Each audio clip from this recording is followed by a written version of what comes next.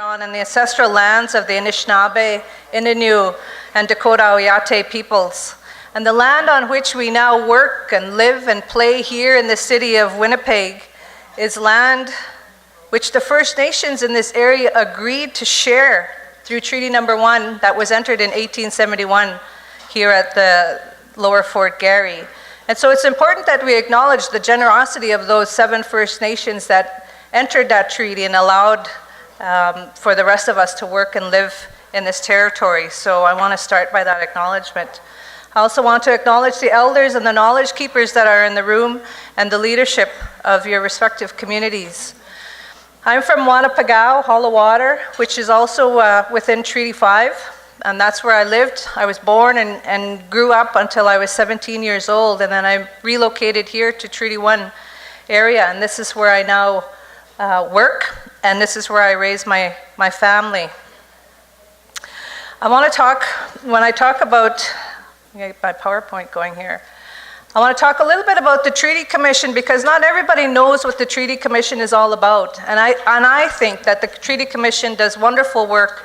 And the 2 commissioners that were there that served before me started us on this wonderful journey, and I'm honored to be able to pick that up and to carry on their work and their vision. So I want to talk a little bit about the Commission, a little bit about the treaties. Although Rory did a fair bit of coverage of the treaties, I do want to add my own perspective on the treaties as well.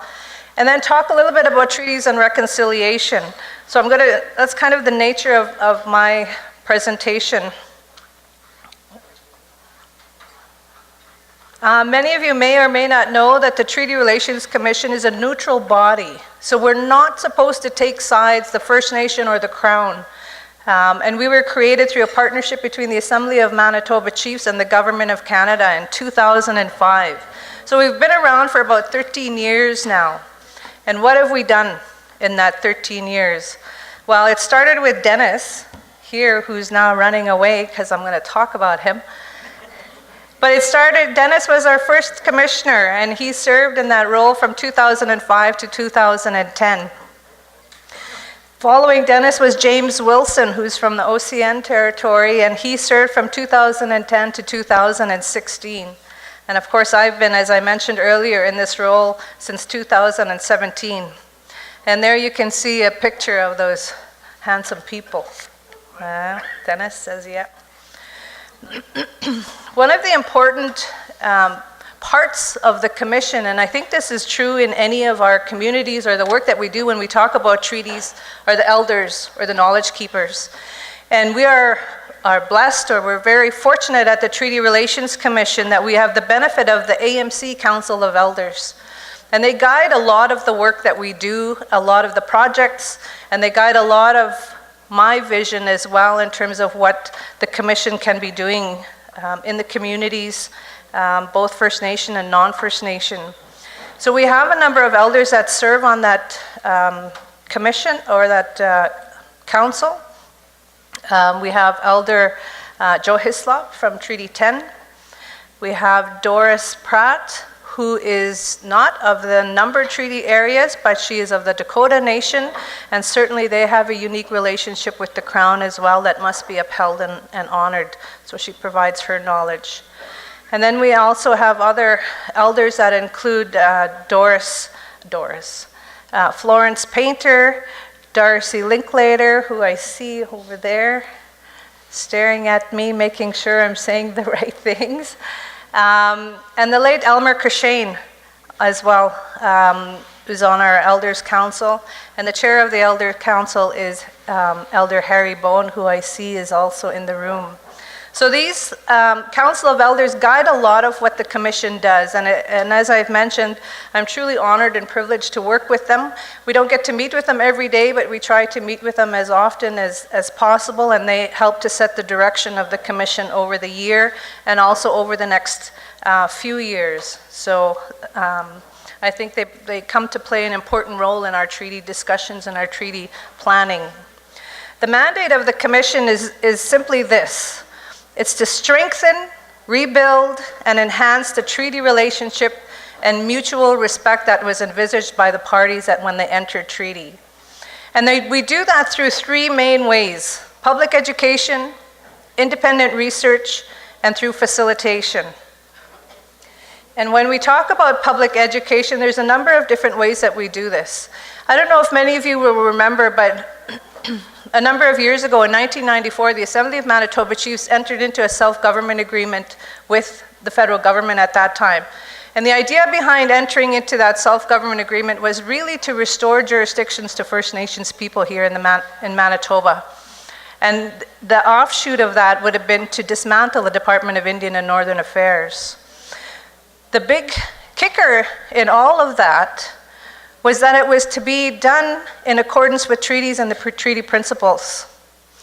And we found as we went through that, because I had the opportunity to work on that agreement for the Assembly of Manitoba Chiefs, as we went through that, we found that the understanding of the treaties and the treaty relationship between the Crown and First Nations people didn't meet.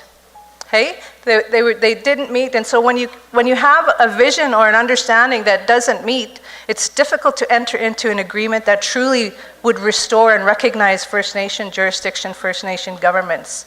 And so in my mind, in my view, the vision of the chiefs at that time was there was definitely then a need for the commission. Someone had to help to teach the understanding and the importance of treaties and how important treaties are when you're talking about First Nation governance. And so that's a big part of what the commission does. And we go to the schools through what we call our Treaty Education Initiative. And really it's to teach teachers how to teach treaties in the classroom. Bit of a tongue twister there. But it's focused on kindergarten to grade 12. Because as we know, the history of our people, First Nation people, through residential schools, through the 60s group, through a lot of those things, a lot of that treaty knowledge has been broken as well, right? To be able to pass that on. And so the common sense place to start is in the schools, to start working with the children from kindergarten to grade 12. And oftentimes we hear, well, how can you teach treaties to kindergarten people, kindergarten students, right? They're 5 years old. What can you teach a 5-year-old about treaties? Well, what are the important things about treaties, right? The handshake. We look at that. And for those of us that have looked at the medal, and there's one I think right in front of me here, the handshake forms a big part of it. Well, what does the handshake represent? Right? Oftentimes it represents trust, friendship, peace, right? Those are important, those are basic values of treaty. And if you can understand and teach that to the young people, they will remember that, and that forms the foundation of their relationship then, not only for us as Indigenous people, but that relationship with the non-First Nation people.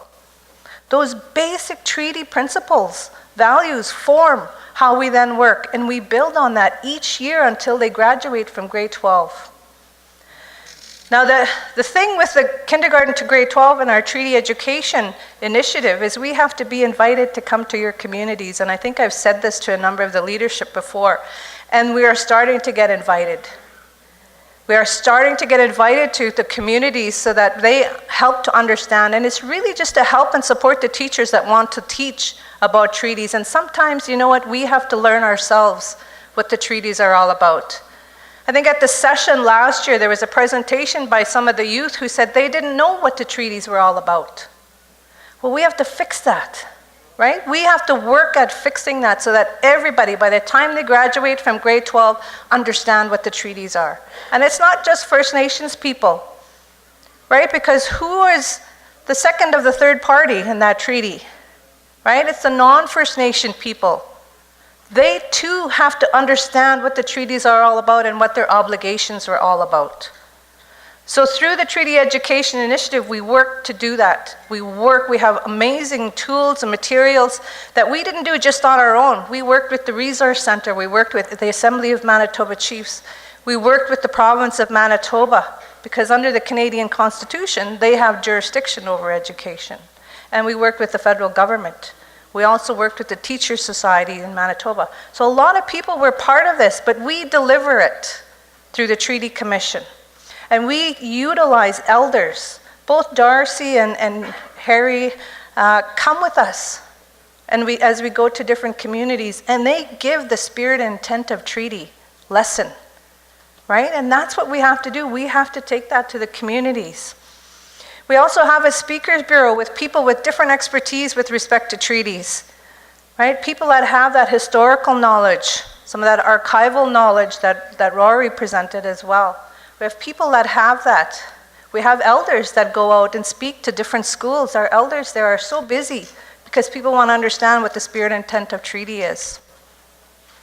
We have lawyers that are available to go out as well to give that perspective. So there's a lot of people that are there. We also have a learning center where people can come to us and sit and learn and talk about if there's different topics you want to understand and learn about, let us know and we'll help to set up something in our learning center. It's free. All of this I'm talking about is free. There's no charge. So I expect after this to get lots of phone calls, right, to come out. We have a radio show, NCI, eh? Who listens to NCI? Come on, everybody. If you don't, you should. Especially listen to the radio show called Let's Talk Treaty. And that's a show that the Commission operates to. It's done on every second Wednesday and rebroadcast Sunday at 11:30. So it's only 15 minutes. 15 minutes of your day to listen to it, or to share, or to download, right? It's easy, and there's different topics there that you may want to learn about or talk about. And then there's myself who can come out and talk and meet with you as well. We also do research. And there was, oftentimes, we've been conditioned to think when we talk about research, it's archival research. What does the archive say about our history and our relationship? And so what that does is it kind of makes us believe that our own research, through our oral history, through our traditional knowledge keepers, are not as valuable. But they are. When we talk about our research and research as it relates to treaties, a big part of that is what our communities, what our elders, what our knowledge keepers have to say about it. So the Commission understood that. And again, this is before my time. And they went out to the different communities, and they went to 62 of the 64 First Nations in the province of Manitoba and met with different elders. They had focus groups, they had one-on-one discussions, and they developed 4 volumes of books with the elders in Manitoba. So it's a good, and that's made in Manitoba, that's here, our history, right, in different areas. So I encourage you to take a look at those books, and those are available at McNally for those that want to read them. They are part of our treaty education kit of materials that we have developed. So if you bring us to your schools, they'll bring them to you for free, right? Part of it. So different ways. And facilitation.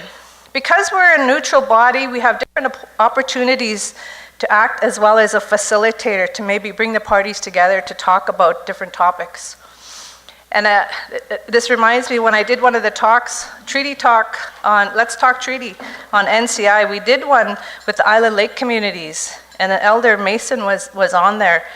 And he said, Commissioner, he says, after I'm finished telling you and sharing my history of the Island Lake and their treaty history, he said, can I ask you some questions? And I said, sure, I'll try my best to answer them, but, go ahead, right? It's only fair. I'm asking you questions, you can ask me questions. So when it was his turn to ask me a question, he said, what kind of a commissioner are you? And I said, well, I don't know. I think I'm a good one. He says, because in our territory, when we had treaty in our territory, the commissioner told us they came, and he said he was going to come back, and he never did. Right? And there was a gentleman earlier who reshared that story with me. He said, so I want you to come to our territory, to our communities, and help us to hear what our outstanding grievances are with the Crown. And I said, well, I don't know if the other commissioners have done that, but I can come, and I don't know what kind of authority I have to do that, but I'm prepared to work with you, and we can find that out together. So for me, that's facilitation. Part of that is pushing the agenda of what facilitation is so that the parties can come together and have a better understanding about each other and try and find ways to work towards resolving outstanding issues as well. So that's kind of what I'm thinking of for facilitation. And Chief Easter as well challenged me and said, I want to have a relationship with your office, but how can you help me? Right? And so we have to explore that part of the commission as well, to how the commission can work with you, whether it's Treaty 5 large or in each of your First Nation communities, to find out how we can push and try and resolve some of these issues and what our role can be in trying to get the parties together to talk about that. So I'm looking forward to figuring out what kind of commissioner I can be. We have other resources that are available, a library, website, and we have social media where we try to post a lot of things about treaties as well. So this is the TEI goal. And as I said, it's not just for First Nations people, it's for non-First Nations people. And the idea is to bring a comprehensive integrated treaty education to all Manitoba students from kindergarten to grade 12. I think it's important that once we get to that point, it'll be natural and normal for people, for all of us, to understand what we mean by treaties and treaty education. So why are treaties important, right? How many of us took treaties in school? Hey, don't be shy, right? Or how many of us, well, we probably took it, we probably don't really remember it, right? But treaties are important. There's the medal I talked about. And we're finding that now we're at a new point in our history where through the Truth and Reconciliation Commission, the truth about the history of First Nations people in this country are starting to come to light. They're no longer hidden, right? The residential school process did that. It opened everybody's eyes to say, you know what, the treatment of First Nations people in this country is not what we think. We have to look at our history. So a big part of that for us as First Nations people is to also look internally and say, who are we? And what is our history? And what do we mean now when we hear the Prime Minister talking about a nation-to-nation relationship with First Nations people? What does that mean? So what do we as First Nations people have to do if we're going to do that? Ooh. And what is our responsibility? And when we think about that and doing that, and I know there's a lot of leadership, elected leadership in the room, we have to think they can't do it alone. Lots of times that's what we think, hey, in order to solve this treaty issue, it has to be done in Ottawa and it has to be done with the Chief and Council. It can't just be left up to the Chief and Council to do this. They cannot do this alone. Any strategy plan for moving forward and implementing treaties, and I saw the words somewhere, implementing treaties, has to involve all of us that are part of our community. Every one of us has a role and a responsibility in implementing treaties, right? The teachers have a big role in doing that, and we can help on that side, right? The elders and our knowledge keepers, you know, from the time that we did that oral histories project that ended in the 4 volumes that we talked about, a lot of those people are gone. How many of us in our communities lose elders every year, right? More and more in that knowledge. Who's gonna pick up that knowledge? Where is their knowledge going to go? So we have to meet with them and talk to them and get that information so that we can pass that on and keep that knowledge alive and our understanding of treaties alive. And not all elders are knowledge keepers, right? Not all elders have that treaty knowledge. We had in our community, and Elder Bone talks about this gentleman in our community who he talked to when they did this oral histories project. And he was saying that we were already at that time about 4 years too late because his wife wanted to share her knowledge and pass that on and wanted to see it in the schools. And this gentleman that shared that was visibly upset and happy on one hand and sad on the other. But you know, he was our band constable. And he was funny. He was a funny guy, and we laughed at him, and we never would have thought he had treaty knowledge in the community. But he had it, and he was willing to share it. So we have to open up our minds and think of who these people are that have this knowledge, right? Because they are still there. What is the role of our parents in the community? They too have to get that treaty knowledge and understand. The kids are going to come home and have this knowledge from school, so parents have to as well support that and learn about that. The role of chief and council then can change and focus maybe on processes to implement treaty. But they too have to have that understanding about treaty. And what is the role of other organizations? Right? There's a lot of resources out there that are available to help us. We have the AMC, political organizations, right? AMC, MKO, SCO, that work with our leadership. What is their role? What is the role of tribal councils in helping us implement treaty? What is the role of the Manitoba First Nation Education Resource Center? There's a lot of resources out there, and I think we have to start identifying what different people's roles, different organizations and entities as we move forward. And of course, what is the role of the Treaty Commission, and how can the Commission help? So what do we need to do today? The first thing we have to do is we have to understand what treaties are all about. We have to understand what that is, and we have to take the time to understand what that is. And you know what, today there's really nothing that's stopping us. Right? I can only speak a little bit, and that's it, you just heard it. But there's nobody that's telling me I can no longer speak my language. There's nobody telling me that I can't learn about my history. We don't have those constraints anymore, right? We have to do it. It's on me to learn my language. It's on me to help to learn about my history and to take a couple hours to sit with an elder in our community and learn that. All you need is some tobacco, hey? So we have to start thinking about how can we understand the history? And as I said, the Commission can come and help you do that, and that's free, right? So we have to start looking around and see what's about us, what's all around us. And at the Commission, we also work with non-First Nation schools because they have a responsibility. They have to understand as well. And let me tell you, they are jumping at it.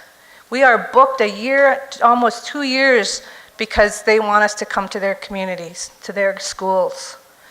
And at the Commission, we've made a plan that we are purposely going to save space and time to go to First Nation communities. So all we need is for you to ask us to come, and we can work on that. Now this beautiful picture you see here, is it up there? Yeah. That's me. And when I asked the question about who took treaties in the classroom, who remembers, right? I'm the really, really cute one. Just kidding.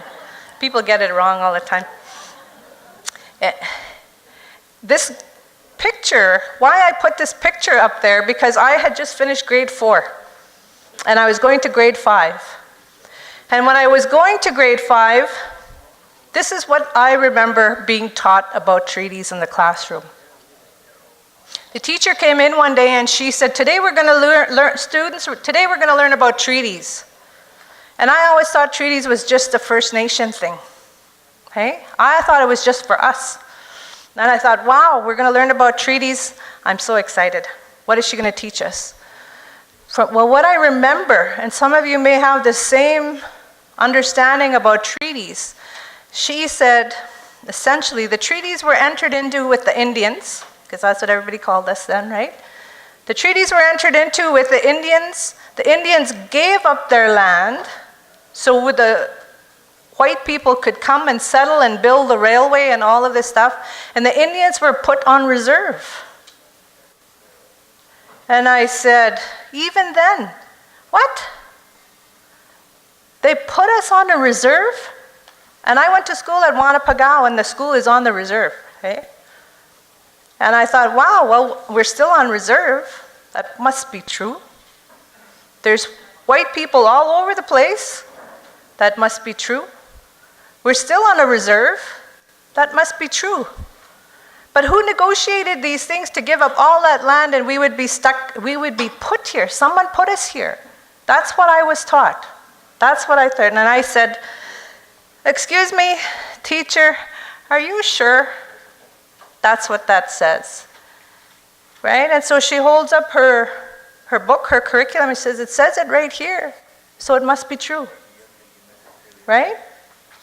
So that's what I believed. And I said, wow, we were put here. Who negotiated these things for us? They must have a great negotiator, must be smarter than us to negotiate this. Or if they put us here, they must be stronger than us. Right? So they're smarter than us, they're stronger than us, they must be better than us. That's what I thought. So I must be less than they are. I must not be as good as they are. That's how I felt. And I tell you, every time, anything in school that I was, after school, I went to grade 12, I went on to university, and I eventually became a lawyer. Everything I took from that day forward, there was nothing that said I was wrong. Nothing in the school system that I was taught said, "Lorretta, you're wrong." It all kind of confirmed that because it's from a different perspective. And we start to believe that. And I felt so bad and ashamed for a long time. And my grandfather was the chief of our community for 44 years. And I went to him and I said, "Grandpa, this is what they said. Were you involved in this treaty negotiations, hey?" And he said, "No, but that's not the truth. That's only their perspective. You have to learn our perspective." And you're not going to get that in the schools, not at that time. But we can get it in the schools now. We can teach that to the young people who are looking for their identity, for looking to who they are and what the treaties mean for them.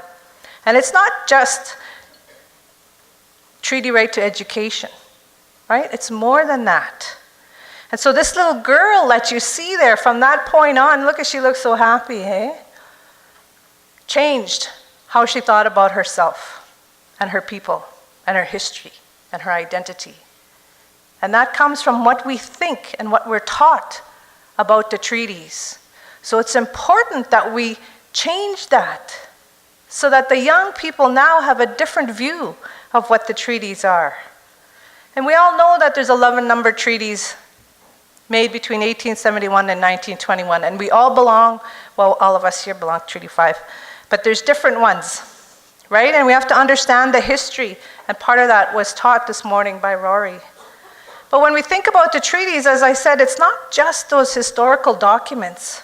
And yes, the Canadian law, when you're in court, that was the only means through which a lot of the leadership said they could enforce the treaty, was through the Canadian courts. Well, those are not First Nation courts, right? So we have to be mindful when we go to the Canadian courts to implement treaty, because you're choosing their form of enforcement over something else.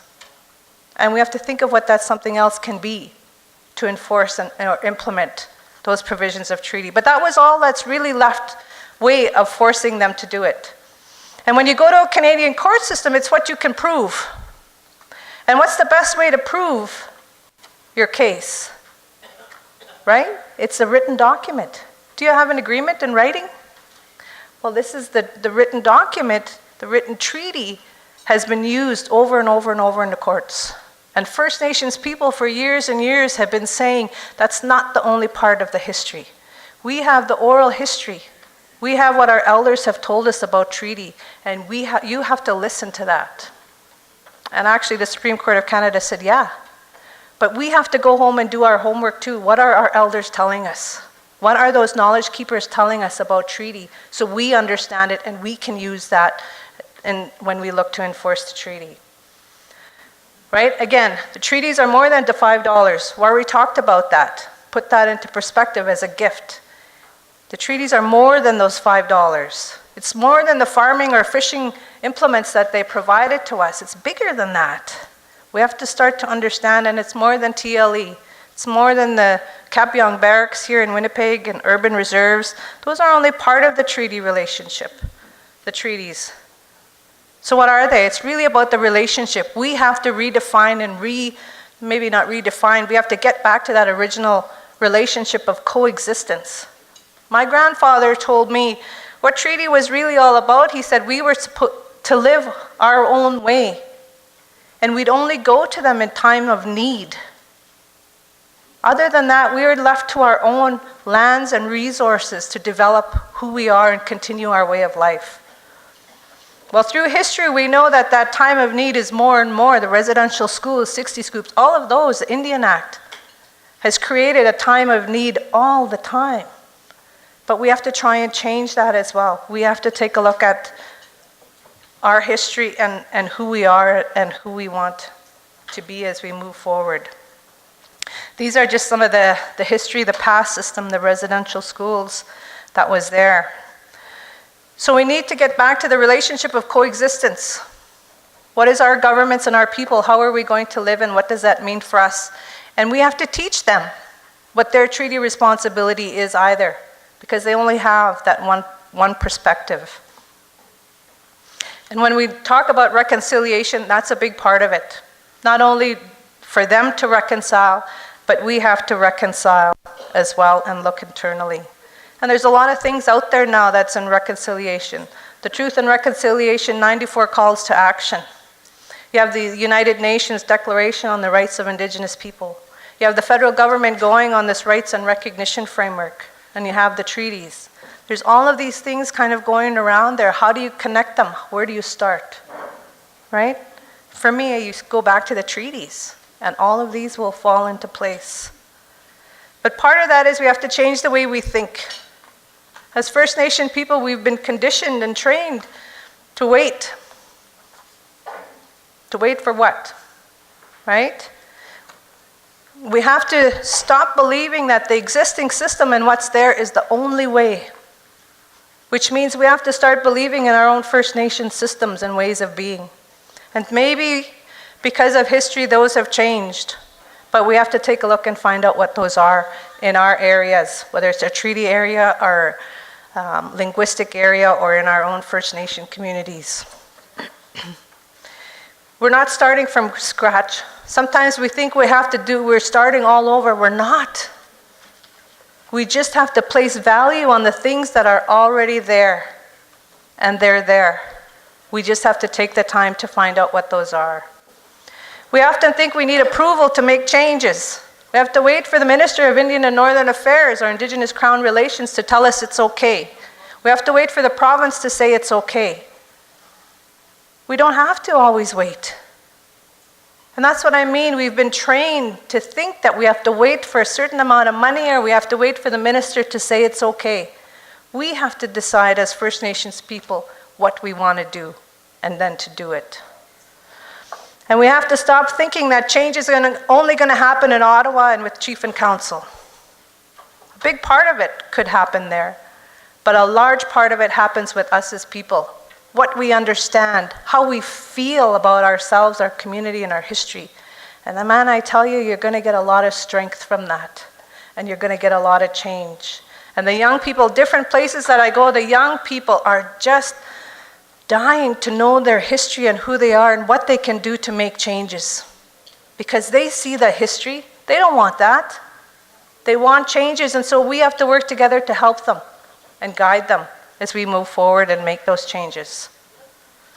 So going forward, again, we can focus on reconciliation. An elder has told me when we talk reconciliation in the treaties, we're talking about the truth. What is the truth? What is our truth as First Nations people about the treaties? We have to find that out. And when we do that, then we can move forward. This is my grandpa meeting with the Queen, and he was reminding her, he had a pin, treaty pin, reminding her at that time of the relationship. So your role, again, think about learning about treaties, how you're going to do that, and what you can help the young people. And times are changing. We go everywhere and we hear the land acknowledgement. Hey, if you've ever gone to a Jets game, you hear it. They acknowledge the Treaty 1 land that they're on. Man, that's powerful. Finally, I said, you know what? We'll get there when they stand and they do the acknowledgement. Because people don't stand yet. But we'll work on that. Hey, Dennis? He's telling me 1 minute. The youth are going to change it. Hey? He told me I had lots of time, as much as you want. Now he's giving me 1 minute. So I'm gonna leave by two last comments. One, this is my daughter. I have 4 kids. She's my youngest. And she came home one day, and this shows you how times are changing, so we don't have to be too disheartened about the relationship. When she was 14, she came home. And she says, Mom, I learned about, I'm messing it all up. Mom, we learned about treaties in the classroom today. And I said, oh, good. And I told you my treaty story, right? When I learned, so I was curious to see what hers was. And as I said, we live in Winnipeg. She goes to Kildonan and East Collegiate here. And she said, the teacher started off the class by saying, whose land are we on? So this is a room of 14 and 15-year-old kids. What do you think they're going to say? We're in Kildonan and East Collegiate, right? The KE owns it, or we're in the River East School Division. It's River East School Division. That's what they're saying. And the teacher challenged them, and he said, no, think about it. Take the time to think about the land that we're on. So they're looking around. Nobody's really knows what to say. And this one little guy or young guy at the back of the class puts up his hand, and the teacher says, whose land are we on? Johnny. I'll call him Johnny. And Johnny says, little Johnny, rotten Johnny, whatever you want to call him, says, we're on Jada's land. And he puts his hand up like this, eh? He wasn't First Nation. He says, we're on Jada's land. Jada's my daughter, hey, this one here. So everybody turned, again, 14, 15-year-olds, hey, and they said, wow, your parents must be rich, hey? And she's all shy. They must have lots of money. What does your mom do? Right? And she said, no. And then he said, no, think about it. He still went, what do you mean, Johnny, by this? And they start talking. And he said, well, the Anishinaabe people were here. Well, who are the Anishinaabe people? Well, they're Ojibwe, and then they got into it. And that was her treaty story. They talked about the significance and the importance of First Nation people. And if it wasn't for First Nation people, we wouldn't be here. But they shared the land. That was her treaty story. And so I said to her, how did you feel, my girl? And she said, Mom, I felt so proud. I felt proud of who I was and who I am and who my people are. Right? Look at the difference in her story and mine. So times are changing. Things are changing, but we have to go to the school. We have to go to our young people, and we have to help them learn, and we have to learn. I'm going to end on a quote, and it's from Wabang. And many of you will know what Wabang is about, right? Wabang was the Manitoba Indian Brotherhood response to the 1969 white paper, where the Trudeau Senior was the prime minister at the time, and he wanted to do away with treaties. Everybody was going to be the same. No more treaties, no more obligations to Indians. And this was their response. Now this is 1971, so it's a while ago, but it's important. And it says this: the history and past policies regarding the Indian people cannot and must not be ignored, for their effects are with us all in the present Indian fact. To deny the past and to refuse to recognize its implications is to distort the present, and to distort the present is to take risks with the future that are blatantly irresponsible. So it's up to us to continue and make sure this doesn't happen. And my message is that the Commission is here as well to help you and do what we can. So miigwech, I encourage you to enjoy your discussions over the next couple days. Miigwech. Thank you.